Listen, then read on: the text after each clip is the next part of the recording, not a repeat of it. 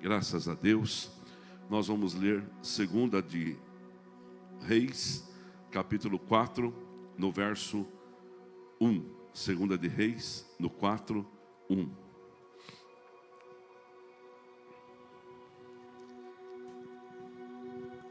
Certo dia, a mulher de um dos discípulos dos profetas foi falar a Eliseu: teu servo, meu marido morreu. Ele era teu servo e meu marido, e ele morreu.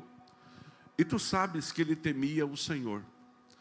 Mas agora veio um credor que está querendo levar os meus 2 filhos como escravos.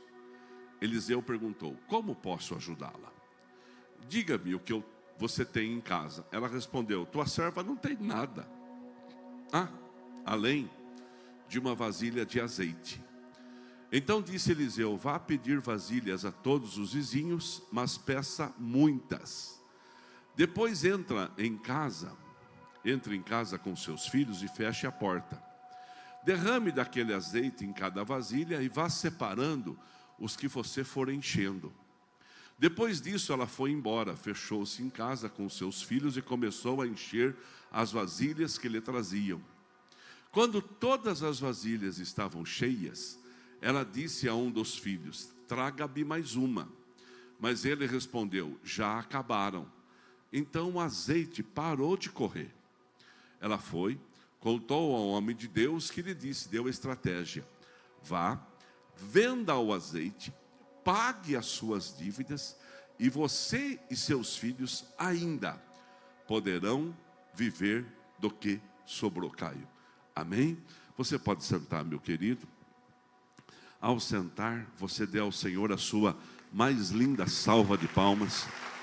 Aplauda forte, glorificando a Deus. O tema desta pregação, você que está online, você que está aqui, é depois do milagre. Irmãos, depois do milagre a gente tem que aprender a resolver as questões que são da nossa parte. O que é um milagre, irmãos? Marquei aqui. Milagre é alguma coisa extraordinária. Milagres são eventos extraordinários. 2. Milagres são sinais e prodígios. E o milagre, ele tem uma definição: revelar a glória de Deus, confirmar a fé e fortalecer a crença no poder de Deus. Vamos falar junto? Milagre tem a capacidade de revelar a glória de Deus. Então é a glória de Deus que faz. Segundo, fala comigo forte: confirmar a nossa fé e fortalecer a crença na fé no nosso Deus. Então o milagre tem 3 características. Primeiro, revelar a glória de Deus, confirmar a tua fé e reafirmar esta fé que nós temos no Senhor fortalecida. Porque, irmãos, nós temos que crer que Deus pode fazer. E o que é um sinal e um prodígio, Haroldo? Um sinal e um prodígio aponta para a existência de um Deus e o seu poder. Nós precisamos crer, porque tem hora, irmãos, que não tem o que fazer. Não tem o que o homem possa fazer. Vou voltar em 1988. Mais precisamente pelo dia 22 de 2 de fevereiro. Esse dia era para ser um dos dias mais alegres das nossas vidas. Eu era um jovem pastor de 22 anos de idade. A Lourdes era uma jovem pastora, 22, 23 nós tínhamos na época. Muito novo, sem condição nenhuma, tinha condição, muito pouca condição. E aí ela estava grávida. Isso era uma segunda-feira, pode procurar que é uma segunda-feira, dias que marcam as nossas vidas. No domingo, eu falei para a Lourdes: você não vai no culto hoje? Porque nosso culto já estava na igreja de baixo, já tinha construído uma igreja. Meu Deus, em 88, Deus me tinha dado graça de levantar umas paredes e colocar um telhado. Foi muito sufoco. E aí a nossa situação estava muito dura, e nós não tínhamos plano de saúde. E aí Eu falei, você fica em casa porque tem que descer, né? A gente tem que ir a pé para a igreja. E é um pouco longe, seu pé está parecendo um pão, fica aí. Ela falou, não passa de amanhã. Não passa de amanhã. E de fato, na madrugada, ela sentiu muitas dores e nós viemos de madrugada para Rio Claro para que nascesse então a criança. E nós fomos até o hospital e chegando lá, a moça falou assim, isso aqui é normal, essas contrações são normais. Você é marinheira de primeira viagem, não vai nascer hoje não. E aquela conversa toda, pode voltar para casa. A Lourdes falou assim, está doendo muito e vai vir sim. Falou para mim, falou assim, então não vamos voltar para Ipeúna, vamos ficar na casa da nossa mãe aqui em Rio Claro, por 2 motivos. Primeiro que já está aqui, segundo que não tem combustível para ir voltar e voltar. Então a gente já vai ficar aqui, vamos administrar a situação. E ficamos. Lá para 6 da manhã, ela passou mal de novo e corri para o hospital. Chegou lá, colocaram ela num quarto, agora internaram, colocaram num quarto. E colocaram o soro. E de repente, irmãos, por volta de 9 da manhã, a criança nasce. A Marcela nasce. Só que ela nasce sozinha dentro do quarto. Ela não nasceu numa sala de parto. Eu não fui filmar o nascimento da Marcela. Uma também, irmãos, que eu não filmei nem o da Bruna, quando a roda já estava virada.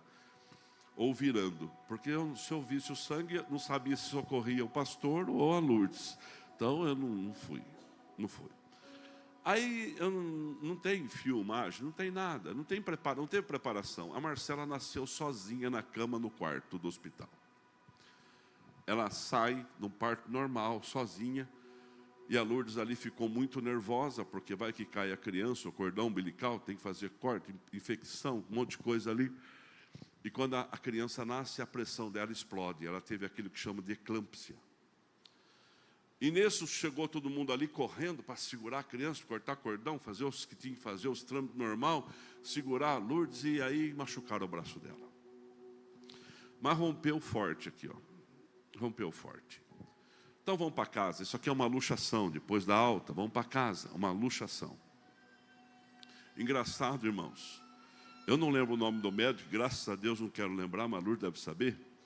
Quando eu fui à tarde lá falar com ele, ele falou assim, aonde o senhor estava? Contando a situação, eu era muito medroso, mas se fosse hoje eu ia perguntar, eu estava confiando nas suas mãos, onde estava é o senhor. Às vezes a gente abaixa a cabeça para as pessoas que têm autoridade e a gente não deve abaixar. Quando a gente tem razão. Quando a gente tem razão. Mas também tem que ser educado. Está lá no hospital, está na mão dele, vai fazer o quê? Depois a gente briga. Aí, o que aconteceu? Voltou para casa, esse braço não sara, a dor aumenta, a dor aumenta, a dor aumenta. Então coloca arnica. Faz pasta de alguma folha que fala que é bom, amarra com fralda. Coloca fumo. Sabe fumo de corda? Quem já colocou fumo de corda em algum... Está vendo? Porque diz que puxa, né? Puxa. E coloca o fumo e amarra com o fumo de corda. Que nada, não resolve. E o braço começa a ficar ruim. 60 dias, esse braço está ruim. Está esquisito, ele está caído. Está esquisito, parece que ele não está sendo irrigado mais. E de fato... ele não estava sendo irrigado, ele estava secando. Aí a gente pega e nós vamos para Campinas. Alguém me deu um dinheiro e falou assim, vai no especialista. Deus sempre vai levantar pessoas que vão nos ajudar. Eu profetizo na sua vida, Deus sempre vai colocar uma mão que te ajuda. Mas nunca esqueça da mão que te abençoa, viu? Aí, o médico olhou para mim, o especialista, com as radiografias e falou assim, é sério, isso não tem cura, não tem como consertar, houve uma forte luxação, rompeu os ligamentos, o braço dela vai secar porque não tem irrigação. Eu vou dar um conselho para você, ou você vai ter uma mulher de mão mirrada, ou você amputa o braço dela. A gente pode marcar cirurgia, vai ficar sem braço, mas vai estar vivendo. Eu olhei para aquele homem lá. É um senhor que sabe o que fala, é especialista no assunto. Mas hoje, como pregador, passado quase 40 anos e mais experiente, eu posso dizer para você, e você recebe, a última palavra na nossa vida é Deus que vai nos dar. Quem crê vai dando glória a Deus. Eu falei, Lourdes, vamos embora para casa. Doutor, nós não vamos fazer isso. Nós vamos confiar no milagre. Se resolveu, eu estou aqui. Viemos embora. Campinas passa por Americana, passa por... Olha, eu lembro da estrada. Passa por Limeira. Falei, entra em Cordeirópolis. Estava um irmão que estava me levando. Entra em Cordeirópolis. Vão receber uma oração. Irmãos, a gente tem que saber em quem nós confiamos. E em quem nos leva para cima. Tem uma bola aqui, Flávio? Joga essa bola para mim, faz favor. A bola. Tem uma bola aqui? Pode jogar alto, Flávio. Pode jogar alto, com força. Pode jogar alto.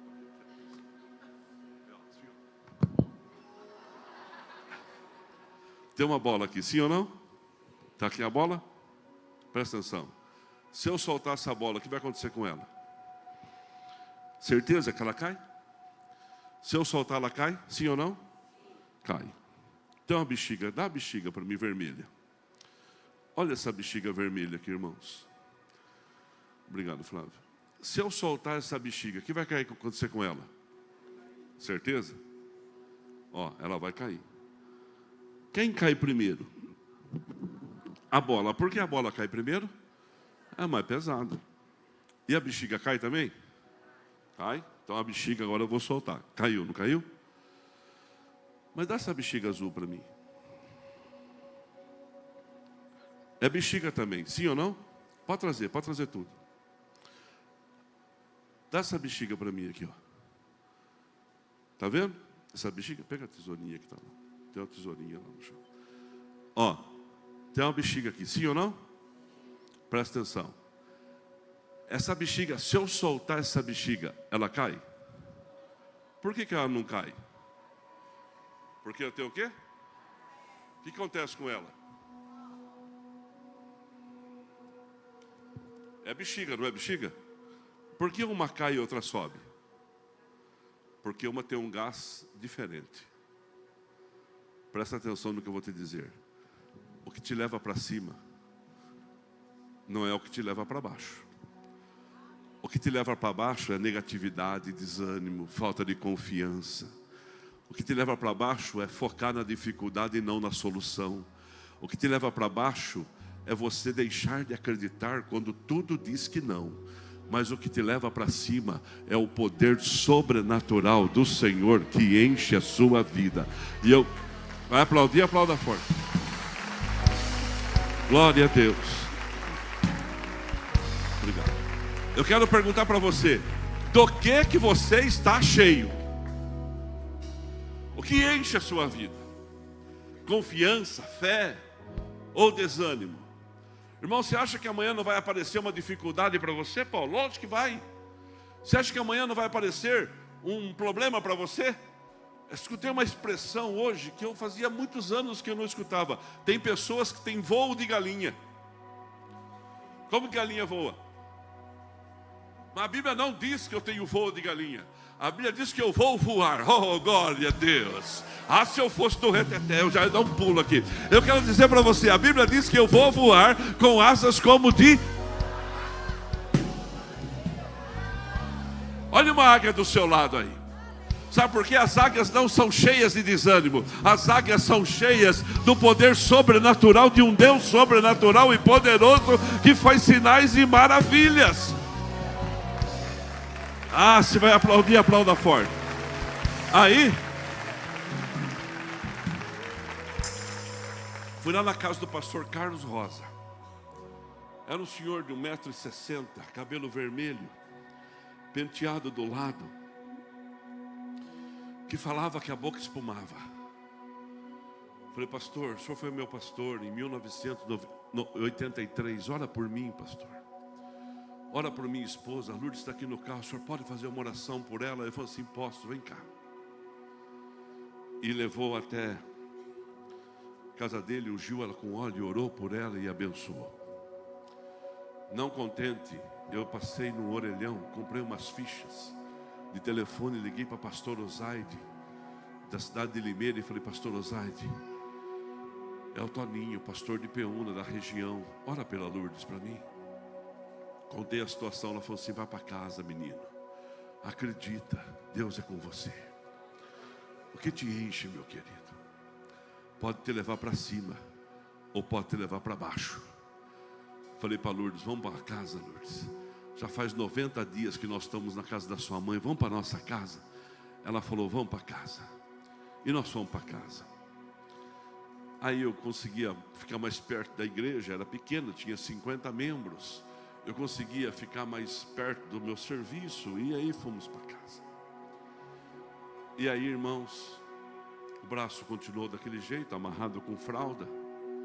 A Lourdes cheia de leite, e a Marcela ali pequena, difícil para cuidar. Meu Deus, difícil. Minha mãe me ajudou muito, me ajudava demais, meus pais, meus irmãos. E aí eu cheguei um dia em casa, eu vi, sabe quando você chega em casa assim, tinha comida no fogão?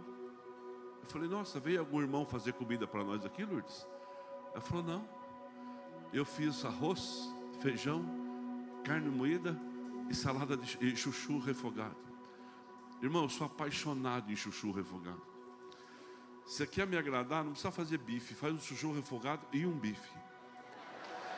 Aí eu falei, o que aconteceu, Lourdes? Eu falei assim, eu fiz comida, olha o meu braço. Milagrosamente, Alex e Karina, milagrosamente. Como se...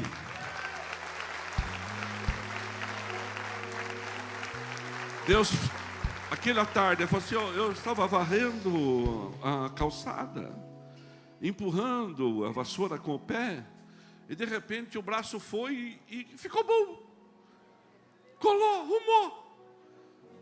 Deus faz as coisas quando você está no seu pior momento. Então fala comigo, milagre não é um problema para o céu. O céu faz milagres, porque eu estou cheio deles. Mas depois do milagre, a gente está aqui até hoje. Ela fez um voto com Deus. A partir de hoje, toda vez que eu louvar ao Senhor, eu vou levantar as minhas mãos para dar glória ao teu nome. Oh, é isso que a gente tem que fazer, meus queridos. É saber a honra para quem é devida a honra. Mas presta atenção. A viúva, com um pouquinho de azeite na botija, tinha pouquinho azeite, e ela tinha... Dá essas latinhas de azeite para mim, fazendo um favor, tá aí? Eu não trouxe aí as latinhas, tá aí? Traz para mim, Fábio. Tinha 4 tipos de azeite que o judeu consumia. 4 tipos, obrigado. Quando você for em Israel ano que vem com o pastor Toninho e a pastora Lourdes, nós vamos comprar 4 tipos de azeite. Alguém me deu os 4 aqui, ó. Um azeite era o azeite dos palácios. Só comia realeza. Só comia realeza. Só comia gente de dinheiro. Irmãos, tem azeite e tem azeite, não tem? Tem azeite que você vai e custa 120, 180, 200 a latinha de meio litro. Tem acidez 0,1, sem acidez nenhuma, primeira prensa.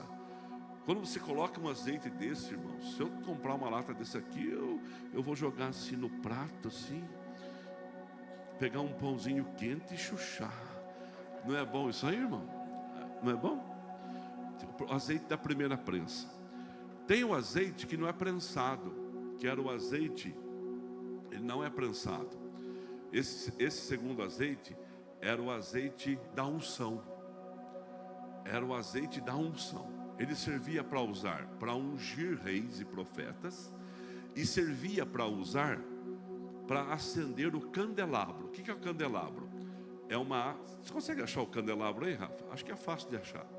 O candelabro é uma haste feita de bronze, e ela tem 7 hastes, e essas hastes ficavam acesas, e elas significavam o Espírito de Deus, e ela não podia ser apagada. Então, o primeiro azeite prensado era o azeite de palácio, azeite dos nobres. Mas o azeite que usava no candelabro e usava para a unção, ele não era prensado, ele era gotejado. Olha que coisa linda. Então coloca lá as azeitonas, colocam lá as coisas, e aí vai gotejando assim, ó, daquele gotejar, e vai separando para acender o candelabro. Ó, o candelabro é é esta haste, tá bom? Quem foi na igreja do pastor Fabrício tem um grandão no canto lá. Obrigado. Então esse azeite era um azeite muito raro também, porque era um azeite de gotejar. Tinha outro azeite, o azeite que ela tinha em casa. Era o azeite que fabricava pães, alimentação, comida, azeite de fazer arroz e feijão.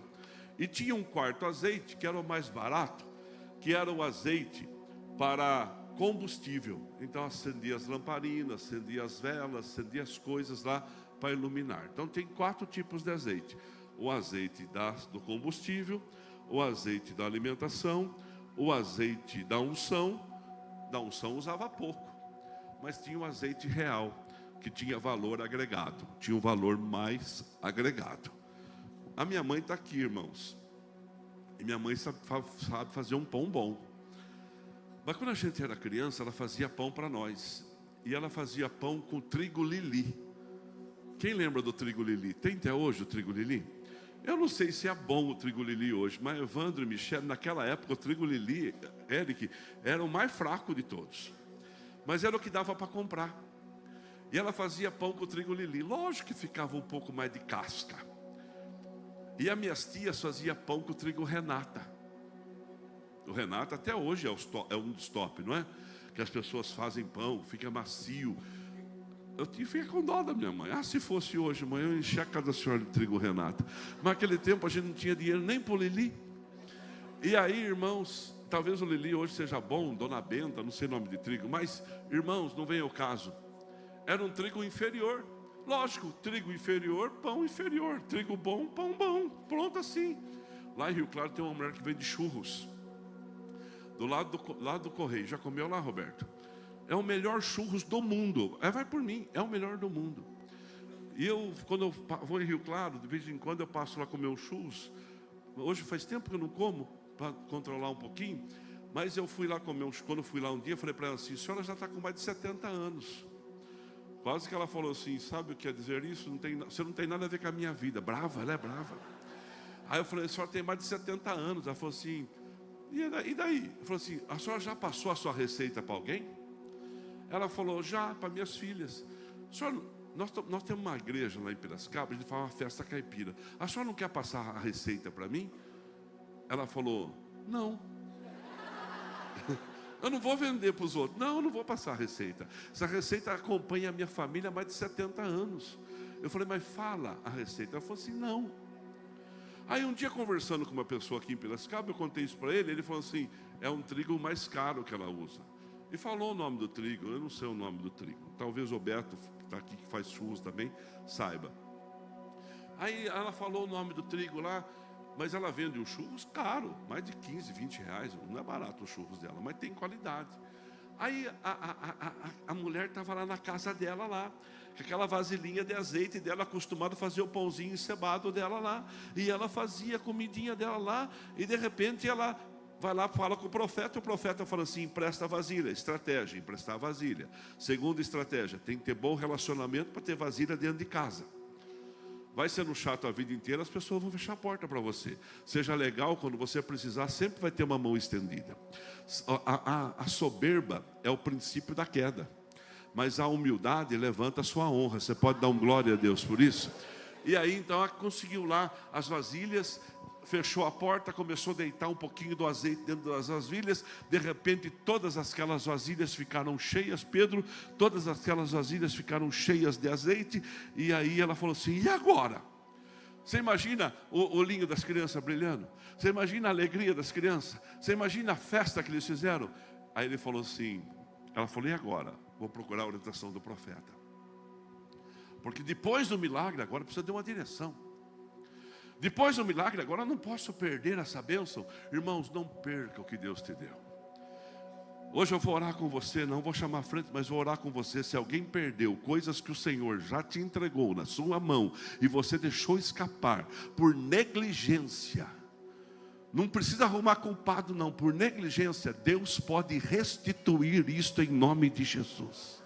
Deus pode restituir tudo que nós perdemos. Quem crê vai dando glória a Deus pela sua misericórdia. E aí o profeta falou assim: você vai vender o azeite, você vai pagar as suas contas e você vai viver da sobra. Oh, mas dava? Calma, vamos chegar lá. O Talmud explica uma coisa muito forte sobre isso. E os rabinos explicam algo significativo sobre isso. Sabe o que eles dizem? Há 4 tipos de azeite. Acabei de explicar para você os 4 tipos de azeite. Gênesis capítulo 1. Deus fez o firmamento. E a Bíblia diz, e viu o Senhor que era bom. Deus fez as plantas. E viu o Senhor que era... Eu vou falar para você falar, é bom. Deus fez os animais. E viu o Senhor que era... Deus fez o homem. E viu o Senhor que era... O que Deus faz é bom ou é ruim? O que Deus faz tem a sua excelência, tem a marca registrada. O que Deus faz aumenta o valor agregado das coisas na nossa vida. Você pode dar um glória a Deus por isso? Há uma música que a gente canta aqui. O que o meu Deus vai fazer vai mudar a minha história. O que Deus estava fazendo naquela casa estava mudando a história daquela mulher.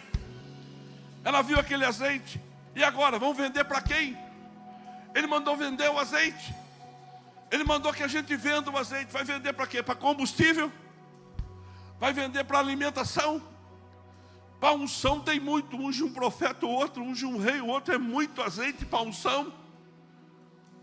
Israel está com o seu segundo rei. Quarto rei é muito rei. Não dá, não é muito pouco, não dá para vender para unção. E para unção a gente oferta para o templo. Vender para quem esse azeite? Para palácio? Tem que procurar saber que acidez que é esse azeite, que qualidade que tem esse azeite. Há uma história antiga que se conta, irmãos, que se conta, e eu escutei essa história há mais de 30 anos. Um pai tinha uma carrocinha de cachorro quente, e na carrocinha ele montou um trailer e fazia fila para comer o cachorro quente dele. Fazia fila para comer os cachorros quentes que aquele homem fazia. Prensadinho, tinha um pouquinho de catupiry, salsicha boa, e comia. Com aquele cachorro quente ele estudou o seu filho, e o seu filho fez faculdade de administração. Estudou outro filho para medicina, e fez medicina com aquele trailer de cachorro quente. Quando o filho se formou, falou assim: meu pai, o senhor tem que ter uma planilha de custo. Eu não sei como o senhor está dando certo. E começou a olhar o que o pai comprava. Comprava a melhor salsicha, comprava o melhor ketchup, comprava a melhor mostarda, a melhor maionese e um pão numa padaria que fazia exclusivo para ele, do tamanho que ele queria. Ele falou assim: pai, dá para diminuir e vender um pouco mais barato ou manter o preço. Ninguém vai perceber se diminuir 1 centímetro, 2 no pão, vamos ter mais lucro. Resumo da história: em 2 anos estava fechado o trailer. O que fazia aquele lugar ir para frente era a qualidade do produto. Olha bem para mim que eu vou dizer para você: Deus quer abençoar, mas nós não podemos negociar princípios estabelecidos no nosso coração. Primeiro, para Deus abençoar, precisa saber que azeite que é esse, para quem que eu vou vender esse azeite. Vamos fazer um pão, mãe. Vamos fazer um pão para nós. Pega um pouquinho do azeite e vamos fazer um pão. Vamos trocar com a vizinha por uns 2 quilos de farinha. E pegou um pedaço de pão ali, a vizinha já gritou: ei fulano, ei vizinha, escondendo leite, que azeite é esse? Meu marido está aqui dando pulo de alegria. Eu falei assim: é um azeite. Como que ele vai falar que é um azeite do céu? Como ele vai falar que é um azeite da multiplicação? De repente, fez o bolo. As crianças olharam para aquele bolo, um pacote de bolacha, ou uma bolacha. A hora que comeram: mãe do céu, que maravilha é essa? Aí vamos chamar especialista para ver que azeite é esse. Depois do milagre é com você, meu querido. Depois da bênção é com você, meu irmão. Depois da bênção é você que tem a função de dar sequência. Diz o Talmud, e diz os judaicos nas suas histórias, que o azeite que aquela mulher recebeu dentro da multiplicação na sua casa era azeite de palácio. Ela tinha que vender aquele azeite para gente grande. Ela tinha que vender aquele azeite com um preço diferenciado, Vinícius. Ela tinha que vender aquele azeite para reis, para nobres, porque era um azeite de acidez diferenciada. Eu quero profetizar na sua vida, presta atenção, receba isso para você agora, Floriano Peixoto. O que Deus vai fazer na minha e na sua vida vai ter valor agregado. Quem crê vai dando glória a Deus. Levanta a sua mão para o céu e fala: o meu Deus vai colocar valor agregado no meu milagre. Receba isso em nome de Jesus. Oh.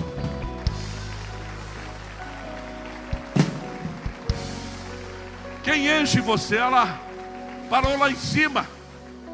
Você não é águia, você não é galinha, você é águia. Presta atenção. 3 pilares de uma organização. Primeiro, 3 pilares. Definir a sua missão. Propósito para quem e por quê? Qual que é a missão? Para quem você faz e como você faz.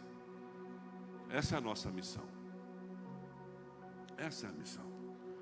Para quem que eu vou vender o azeite? Para o combustível? Para a alimentação? Senão a gente fica dando tiro para todo lado, irmãos. Você pode ter certeza que chegou alguém ali, quando ela começou a montar o seu negócio de azeite, ela deparou que tinha gente vendendo azeite nos palácios. Mas quando chegou o azeite dela, alguém falou assim: diferente isso aqui. Porque tem gente que pensa que tem que ganhar tudo de uma vez. Não, tem que ganhar sempre. Você pode ter certeza que se alguém falou para ela assim: deixa eu administrar os seus negócios, vamos batizar esse azeite, dá mais para envasar mais garrafa. O que é batizar? Pega o azeite ruim, mistura e vende. Perde a qualidade. Não perca a qualidade daquilo que você faz. Irmão, eu sou um pastor chato. Eu sou exigente. Vê se tem uma parede suja aqui na igreja.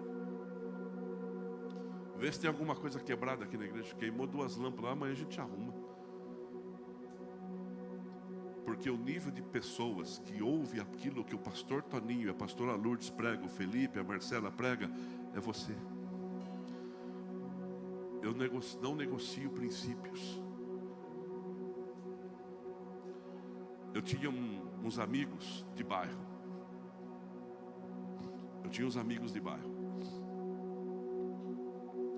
E esses amigos de bairro ficaram muito ricos. E esses amigos de bairro eram amigos mais dos meus irmãos do que de mim depois, porque eu vim para cá e ficaram lá. E ele ia lá em Peúna para me consagrar os carros dele quando ele comprava um carro 0 quilômetro. E eu vivendo uma situação difícil, a igreja ali sofrendo com conquistas, eu ungi o carro deles. A nossa igreja tinha tela de galinheiro, mas eles acreditavam na oração que nós fazíamos. Tela de galinheiro mesmo. Eu não tinha dinheiro para fechar a igreja. Eu coloquei tela de galinheiro, essas telas de alambrado, e coloquei saco de adubo. Ó que é um homem sem visão. Me perdoe, Deus, de um dia ter feito isso. Eu devia ter colocado tijolo sem fechamento. Lembra o pessoal de Rio Claro? Marta acho que vai lembrar, Roberto vai lembrar, Tavinho vai lembrar, os mais antigos vão lembrar. O pastor Adolfo fez uma vigília lá de uma madrugada mais fria. Irmãos, aquele dia o vento foi tão forte que rasgou todos os plásticos. Não sei se vocês lembram daquela vigília. E nós ficamos lá, congelados, mas orando. E eu ungi os carros deles. Um dia eu falei assim: mas que esses caras compram carro zero desse jeito, esses carros top desse jeito? Hoje é mais fácil, mas antigamente era difícil. Aí eles falaram assim: Toninho, me desculpa, eu vejo sua luta aqui, rapaz. Eu vejo a sua dificuldade aqui, rapaz. Vamos trabalhar com nós. Eu falei: mas o que vocês fazem? Nós damos um golpe nos outros. Eu falei: ô louco. Nós somos um 7-1. Toninho, se você for com nós, cara, você tem cara de bom moço. Você passa credibilidade. Aí, o que acontece? Nós vamos dar golpe para aí. Eles são 7-1 profissional mesmo, irmão. Eles são malandro mesmo, bandido mesmo. Eu falei assim: mas, meu Deus do céu, vocês vêm trazer seus carros para me ungir aqui. Porque a gente acredita, no México não está dando certo. Nós damos um golpe lá e compra alguma coisa e vem aqui para o seu ungir. Eu falei: mas dá certo? Ele falou assim: não que eu estava interessado. Mas dá certo? Eu falei assim: cada 30 a gente pega um. 30 golpes a gente pega um. 40 golpes a gente pega um. E contou quando é os golpes. Aí um deles, irmãos, eu fui orar para o camarada. Manifestou um demônio naquele cara. Tão violento, mas tão violento. Eu lembro como sossegou, não sei se você vai lembrar, Lourdes. Nosso altar era mais baixo que esse aqui, ó. Ele estava com um sapato bico fino. Ele apoiou assim, ó, no púlpito e tentou dar um chute em mim. Mas eu fiquei bravo aquele dia, irmão. Eu falei, capeta, se você me acerta, apanha ele e você. Aí tinha um ex do caminho, um ex-pai de santo que eu tinha ganhado para Jesus, falou assim, pastor, vamos na casa dele. Vamos na casa dele. E fomos na casa do camarada. E o rapaz foi incorporado, um demoniado violento, um dos piores que eu já enfrentei. Mas ainda bem que a gente vai no nome do Senhor dos Exércitos. Entramos na casa do camarada. O rapaz falava para mim assim, pastor, fala para ele, porque aqui tem um ponto de contato. Eu falei, meu Deus, como que eu ia saber dessas coisas? Eu falei, nossa, você sabe tudo isso? Eu também tinha. Aí eu falei assim, e a sua oração me libertou, em nome de Jesus. Aí nós fomos no corredor. No corredor aqui, ele tinha feito um buraco, colocado coisas naquele buraco por camadas. E ali é onde ele recebia as suas orientações de força. Eu falei, fica aqui, não sai daqui. E para de gritar alto, está chamando a atenção da vizinhança, Satanás. E sai dele em nome de Jesus. Olha os espíritos que usam essas vidas. Por isso que consegue seduzir e enganar. Não negocia princípios, irmãos. O rapaz me convidou para dar golpe junto com ele. Eu falei, não posso. Vamos trabalhar com nós como se fosse a coisa mais normal do mundo. Às vezes as oportunidades chegam quando você está mais necessitado. Como que eu fui lembrar disso agora? Acho que era para abençoar você. Presta muita atenção, você tem uma missão para quem você faz e como você faz. Segunda coisa, visão. A visão descreve o futuro desejado pela organização. Onde você quer chegar? Onde você quer chegar, irmão? Em qualquer lugar tá bom nada. Nós vamos subir porque nós somos águia. O que nos enche não é um gás normal, é um gás que faz subir, é o poder do Espírito Santo de Deus. Se coloque de pé no seu lugar, a banda sobe. É o poder do Espírito Santo de Deus que nos faz subir. Então fala comigo, missão. Bem forte, missão, visão, 3, valor. Irmãos, 3 coisas numa organização: sua missão, sua visão e os seus valores. E o valor a gente tem na palavra de Deus, meus queridos. É aqui que está o nosso valor. Princípios e crenças que nos guiam a comportamentos e decisões. Tem alguém que tem que tomar alguma decisão difícil essa semana? Pode levantar a mão. Levanta a mão. Decisão muito difícil essa semana. Levanta a mão onde você está. Espírito Santo de Deus, dê sabedoria para essa pessoa. Que essa pessoa receba uma sabedoria sobrenatural, que venha do Espírito de Deus. Que ela não negocie princípios. Que ela não negocie princípios estabelecidos pela tua palavra, e que ela seja firme, no nome de Jesus, amém. Tem alguém no nosso meio? Agora não levanta a mão, porque senão as pessoas podem olhar e falar assim, o que será que ele perdeu? Nada, é interesse seu agora. Quero que todos coloquem a mão no coração, Senhor. E se você perdeu alguma coisa, faltou sabedoria, faltou disciplina. Sabe que a gente tem que ser disciplinado, irmão. Tem que ser disciplinado. Ninguém tem sucesso sem disciplina.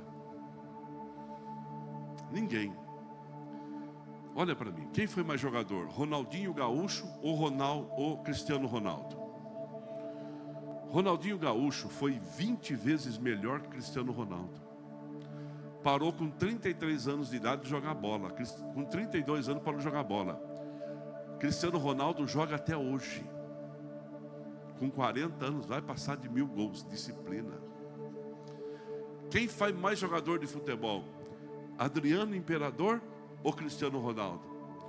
Quem viu Adriano Imperador jogar, sabe por que o nome dele é Imperador? Porque ele jogou na Roma. Quando ele jogava na Roma, ele era um fenômeno. Ele era chamado de cavalo, de tão forte que ele era e mais rápido que ele corria, porque um cavalo corre até 60 km por hora. Ele era um fenômeno no futebol, resolveu parar. E o Cristiano Ronaldo, disciplinado, até hoje está jogando bola. Às vezes você não tem tanto talento, mas você tem disciplina. Irmãos, eu sou o mais fraco dos pregadores que eu conheço. Quando eu sento para escutar alguém pregar, eu falo assim: meu Deus, eu não consigo pregar assim. Mas eu sou esforçado. Eu sou dedicado. Eu e a minha casa somos disciplinados.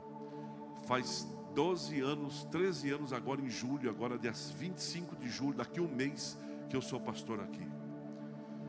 Domingo eu estou aqui. Às 8, às 10h30, 18h30. Quarta eu estou aqui. Se eu saio é porque tem algum compromisso de igreja, mas eu estou pregando em algum lugar. Veja quantos domingos eu faltei. O senhor não tem gripe? Tenho. O senhor não tem dor de cabeça? Tenho. O senhor não sente desânimo? Sinto. O senhor às vezes não quer deitar no sofá e ficar? Quero.